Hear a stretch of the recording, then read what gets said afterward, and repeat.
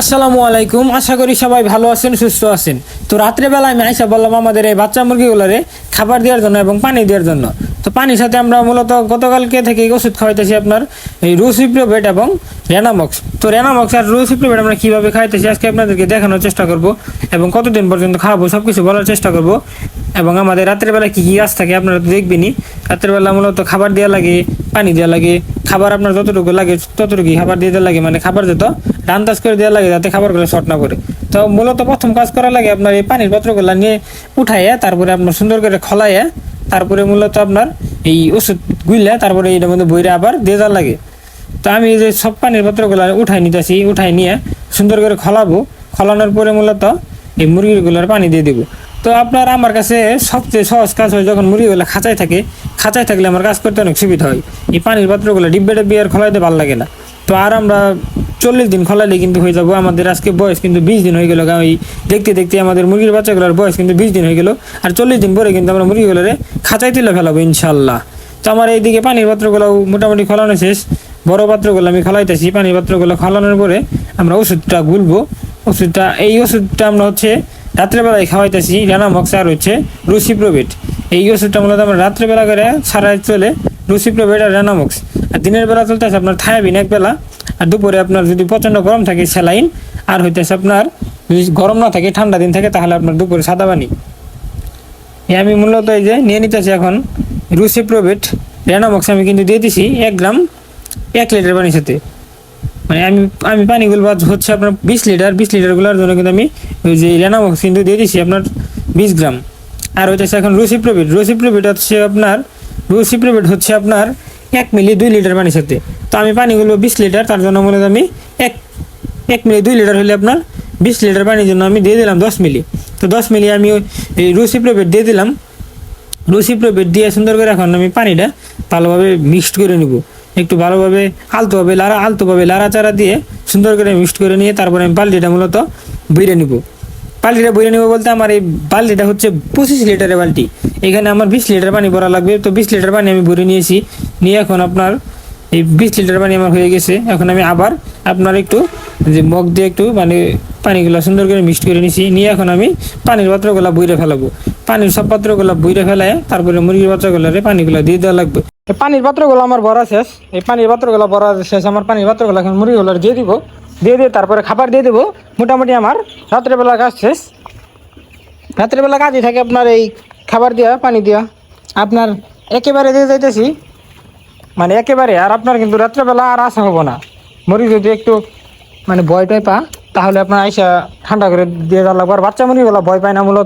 মূলত ভয় পায় হচ্ছে আপনার এই মুরগিগুলো যেগুলো ডিম পারে সেই মুরগিগুলো আপনার কিছু একটা দেখলে আপনার ভয় পায় জায়গা।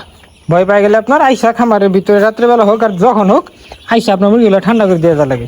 তবে এই যে পানির পাত্রগুলো এখন সবগুলো দিয়ে দিব। পানির পাত্র সবগুলো দিয়ে দেওয়ার পরে তাদেরকে খাবার দিয়ে দিব। খাবার দিয়ে দিলে মোটামুটি আমার কাজ শেষ।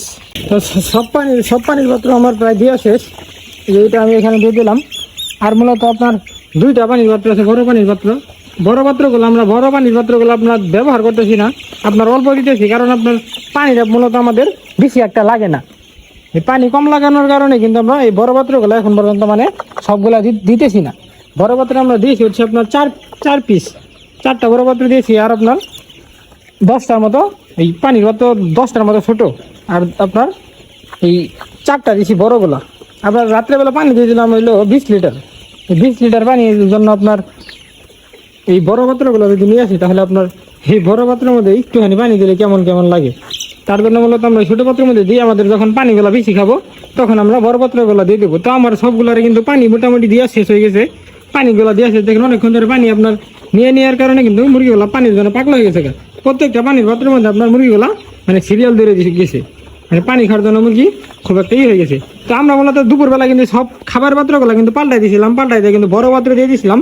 তো বড় পাত্র মূলত আমি 14টা খোলায় নিয়ে আসছিলাম। 14টা খোলাইতে কিন্তু আমার জীবন বাড়াই গেছে, 40 মিনিটের মতো লাগছে। কারণ আপনার এটা খুব সুন্দর করে প্যাকটেক আসছিল, এগুলো খোলাইছি একবার, আবার জীবাণুনাশক দিয়ে খোলানো হয়েছে মাইক্রোনিল দিয়ে। তো তারপরে আমরা নিয়ে আসার পরে দেখি আমাদের 2টা মানে খাবার পাত্র শর্ট। তার জন্য মূলত আমি যে একটা আর এই যে 2টা ছোটো পাত্র দিয়ে দিয়েছিলাম। এই ছোটো 2টা পাত্র আপনার দিয়াতে এই পাত্র দুইটা কিন্তু উল্টায় পাল্টায় কিন্তু খাবারগুলো ওই দুইটার মধ্যে ফেলাইছে। আর মোটামুটি যেগুলো বড় পাত্র দিয়ে দিয়েছিলাম সেইগুলোর মধ্যে কিন্তু আপনার খাবারগুলো ফেলাই নাই। তো মোটামুটি আমার খাবারের এখন খাবারটা দিয়ে দিলে আমার কাজ শেষ হয়ে যাবো। খাবার মূলত আমি দিয়ে দিয়েছিলাম একটু আগে বলতে ওই যে সন্ধ্যার পরে আপনার খাবারটা একটু বেশি করে দিয়েছিলাম, কারণ আমি একটু বাইরে গেছিলাম, আমাদের শহরের দিকে গেছিলাম। শহরের দিকে যার কারণে মূলত খাবারটা আমি একটু বাড়াই দিয়েছিলাম।